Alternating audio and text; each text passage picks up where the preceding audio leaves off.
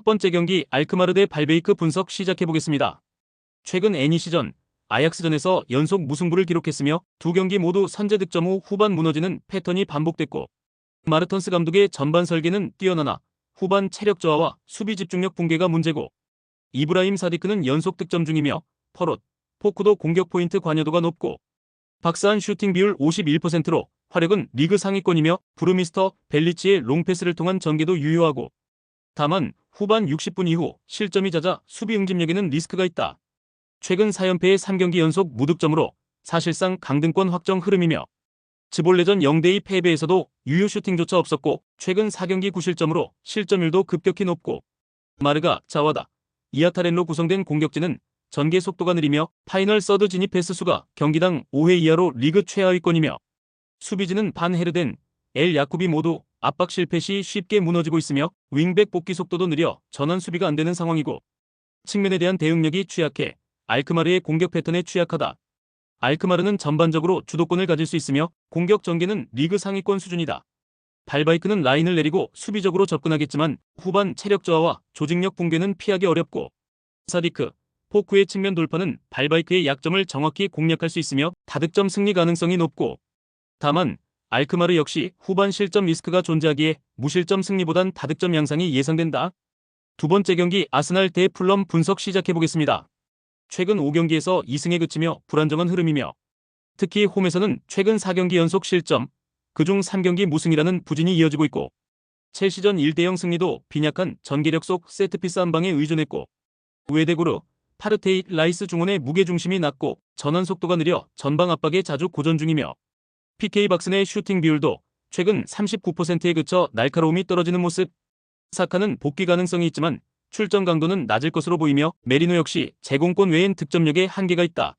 리그 기준으로 최근 6경기 4승 2패로 상승세이며 특히 원정 6경기 중 5승으로 외부 경기력도 뛰어나며, 토트넘전 2대0 승리는 전방 압박과 전환 전개가 효과적으로 작동한 결과고, 최근 FA컵 크리스탈 팰리스전 0대3 완패는 수비 불안 노출의 예외적 사례였지만 기본적으로 실리 위주의 전개가 중심이고, 히메네스, 이워비, 윌리안 조합은 빠른 전개가 장점이고 수비는 안데르센 바세이 조합이 중심이며, 아스날이 낮은 템포를 유지한다면 오히려 풀럼의 운영과 맞아 떨어질 가능성도 있다.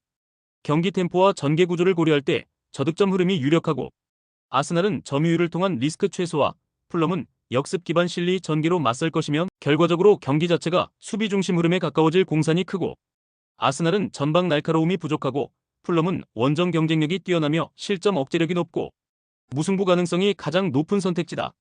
세 번째 경기 울버햄튼 대 웨스트햄 분석 시작해보겠습니다.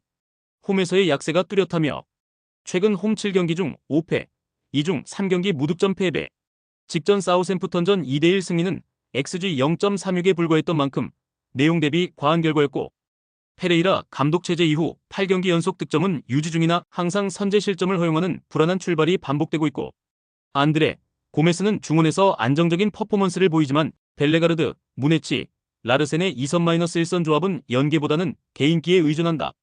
박스 안에서의 슈팅 비율이 낮아 마무리 완성도 역시 부족하다. 최근 4경기 2실점으로 수비는 안정적이며 이 중 3경기 무실점.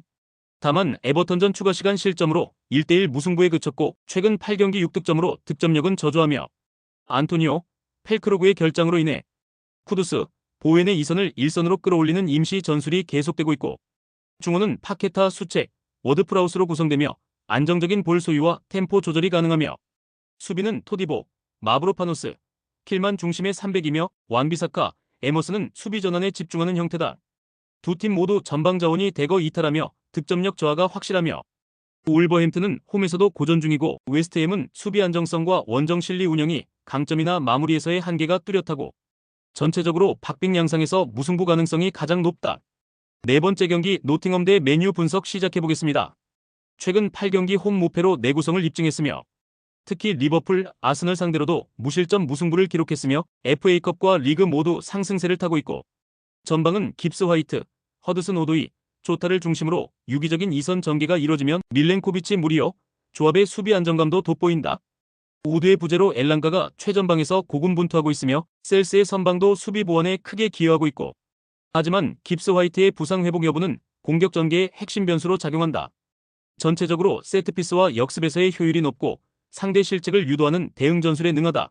리그보단 유로파리그에 집중하는 흐름이며 직전 레스터전 3대0 완승, 소시에다드전 4대1 승리로 상승세를 탔지만 리그 성적은 13위로 초라하며 맥과이어, 요로, 도르구의 복귀가 수비 안정에 긍정적 영향을 줄 전망이며 가르나초, 호일룬, 지르크지의 3톱 구성은 직전 경기 모두 득점에 성공했고 하지만 리산드로 마르티네스, 메이누, 디알로, 에반스 등의 결장은 여전히 치명적이며 주중 경기 병행으로 인한 체력 저하도 우려 요소고 전방은 결정력에 의존하고 중원 우가르테, 페르난데스의 창의성으로 전개를 풀어간다.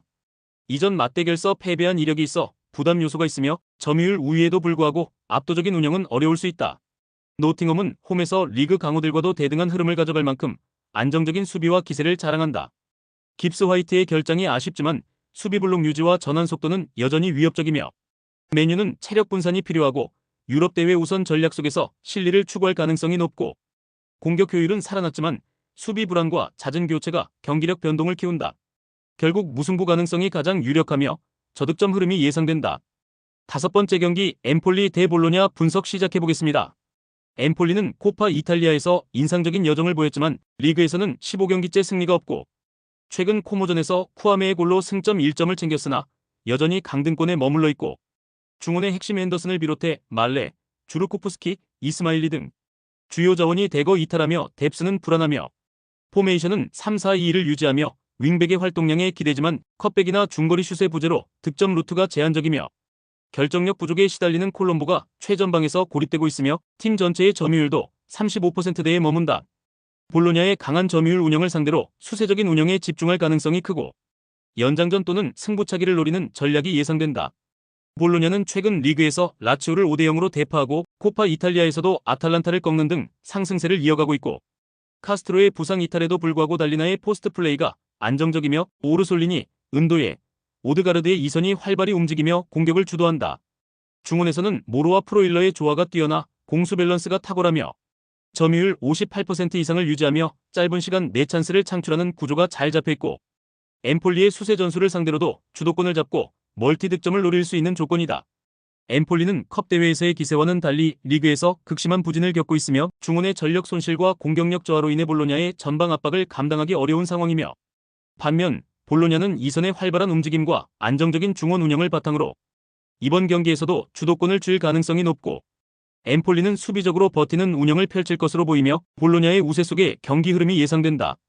6번째 경기 레알 마드리드 대 레알 소시에다드 분석 시작해보겠습니다. 레알 마드리드는 음바페의 멀티골과 함께 전방 삼각 편성의 파괴력 있는 공격이 빛나며 득점 루트의 다양화를 완성하고 있고 최근 5경기 기준 골 에어리어 내의 슈팅 비율 41%는 윙포워드들의 컷백과 중앙 침투가 매우 안정적으로 작동하고 있음을 보여준다. 발베르데, 벨링엄의 중원 침투도 윗선 부담을 줄이고 있고 전술적으로도 높은 위치에서의 압박 유도로 하프라인 위 점유를 끌어낼 수 있고 수비진은 맨디, 세바요스, 밀리탕, 카르발의 이탈에도 루카스 바스케스와 루닌으로 안정적 대체가 가능하며 주전 일부를 휴식시킬 예정이나 여전히 대부분 주축이 가동될 전망이다. 소시에다드는 비아돌리드전 2대1 역전승에도 불구하고 전반적인 경기력은 여전히 답답하며 최근 6경기 중 5경기에서 1골 이하 득점에 그쳤고 공격 전개의 효율성도 현저히 낮고 쿠보, 오야르사발이 빌드업을 겸하고 있지만 중원과의 연결이 경직되며 박스한 슈팅 비율은 22%로 리그 하위권 수준이며 여기에 아게르드, 베커, 자아리안, 파체코, 브라이스 멘데스 등 주축 자원이 대거 이탈하며 수비 안정성도 크게 흔들릴 전망이며 특히 측면 중심 수비가 노출되기 쉬운 구조에서 레알 마드리드의 컷백, 속도 중심 전술에 효과적으로 대응하긴 어렵다. 레알 마드리드는 음바페, 비니시우스, 로드리고의 전방 삼각과 발베르데의 서포트까지 점유 전환 마무리의 완성도를 높이고 있고 소시에다드는 전술적 문제 외에도 다수의 이탈자가 겹치며 수비와 빌드업에서 모두 약점을 드러내고 있으며 실점 억제도 쉽지 않을 것이다. 마드리드의 멀티 득점이 유력하며 다득점 경기 양상이 예상된다.